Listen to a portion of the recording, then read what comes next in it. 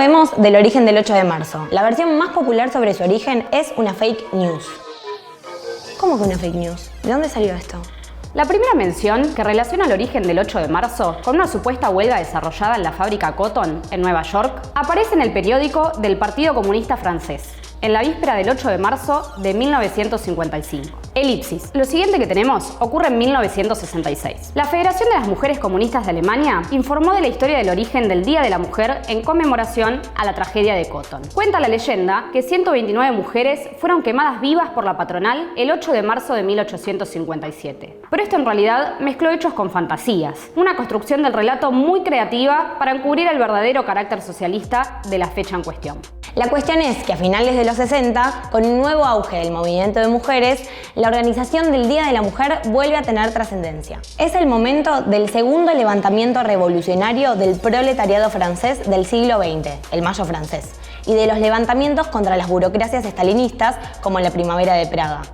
Claramente, el estalinismo, los reformistas y el imperialismo no tenían ningún interés en relacionar los movimientos de mujeres con su real origen revolucionario. Para entender los motivos de la creación de este mito, tenemos que remontarnos un par de décadas atrás. Las mujeres de los partidos socialistas fueron fuertes impulsoras de la organización y la lucha de las obreras desde finales del siglo XIX y comienzos del siglo XX.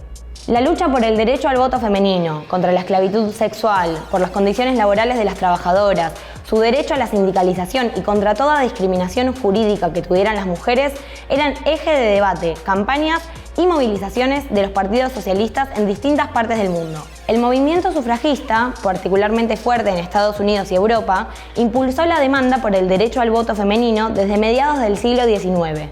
Las socialistas fueron activas defensoras de los derechos políticos de las mujeres con una posición de clase, incorporar ampliamente a las trabajadoras a la lucha política contra la opresión y la explotación capitalista, en igualdad de condiciones que los compañeros varones.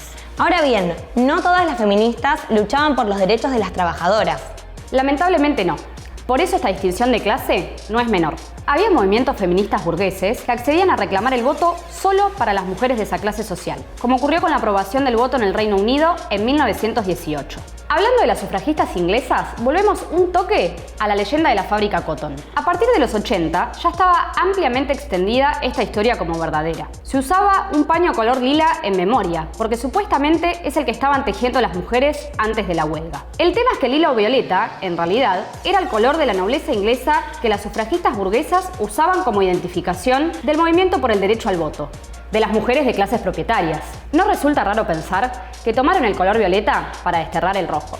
Igualmente, las socialistas venían organizándose a nivel internacional. En 1907 se realizó la primera Conferencia Internacional de Mujeres Socialistas, en Stuttgart, Alemania. Ahí estuvieron las dirigentes más destacadas del socialismo: Clara Zetkin, Rosa Luxemburgo y Alexandra Kollontai. Otra que las chicas superpoderosas. Con estas tres, nada podía malir sal. Esta primera conferencia aprobó entre sus principales resoluciones que todos los partidos socialistas del mundo deben luchar por el sufragio femenino y elaboró una estrategia política para acercar a las obreras al Partido Socialista, en una etapa de enorme agitación por la reducción de la jornada laboral y por el derecho a la sindicalización.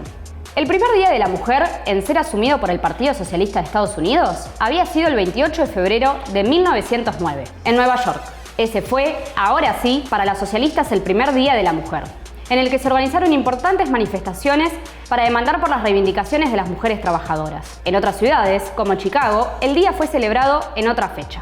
En esa jornada de 1909 participaron de su organización las costureras de la Textile Triangle de Nueva York, en huelga por la reducción de la jornada laboral y mejoras en las condiciones de trabajo. Fue una importantísima lucha de las trabajadoras, que quedó en la historia con el nombre de la insurrección de las 20.000. Tras 2 meses de huelga y a pesar de los carneros armados y la feroz represión, miles de obreras de otras fábricas y hasta un sector de las sufragistas se sumaron a los piquetes, con movilizaciones de más de 10.000 mujeres en Nueva York. La huelga se levantó el 15 de febrero de 1910, con un triunfo parcial, y muchas costureras se sumaron a la organización del Día de la Mujer junto con el Partido Socialista Americano.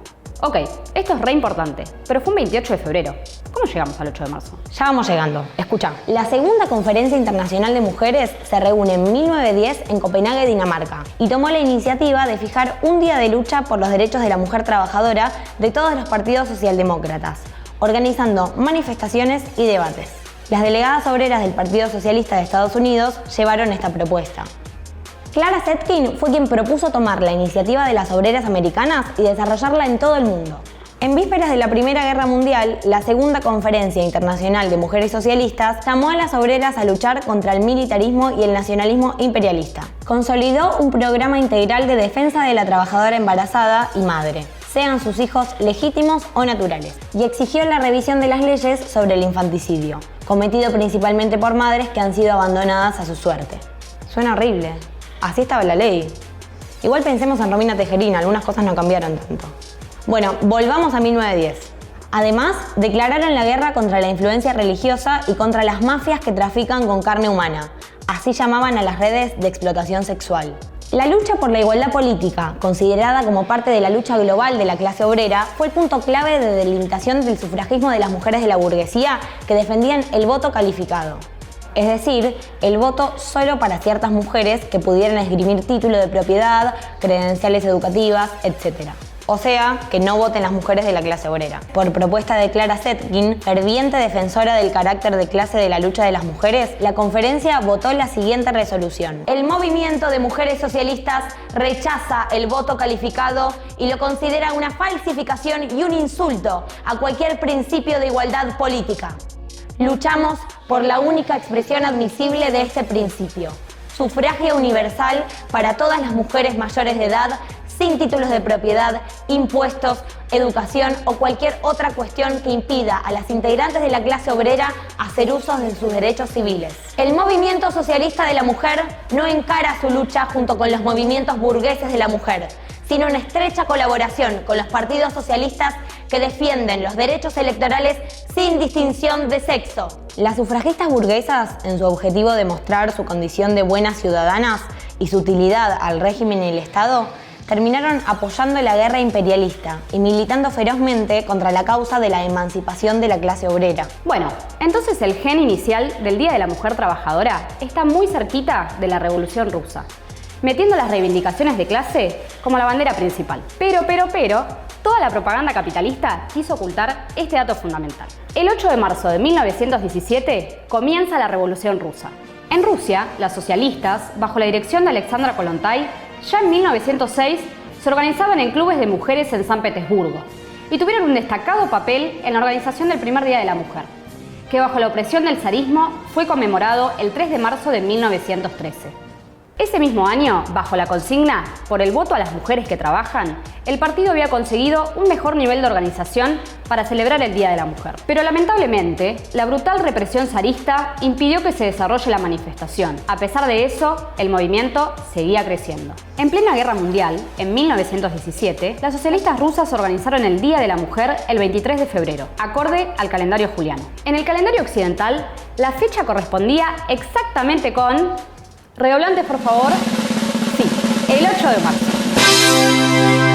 Ese día explotó la huelga de tejedoras y modistas en Petrogrado. En su libro Historia de la Revolución Rusa, Trotsky analiza el papel clave que tuvo la movilización de las obreras en el inicio de la revolución, que barrería con más de un siglo de opresión zarista en el país. Ninguna organización, ni la más combativa, había convocado huelga para ese día.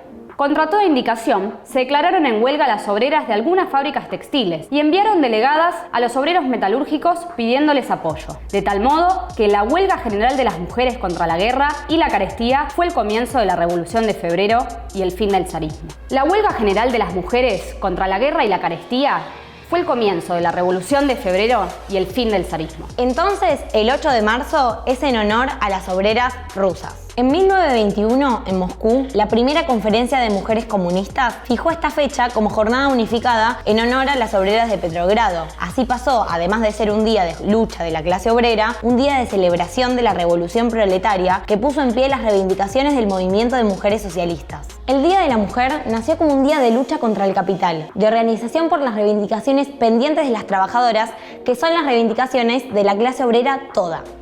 Por el fin de todas las opresiones, nos organizamos siguiendo el legado de las mujeres socialistas.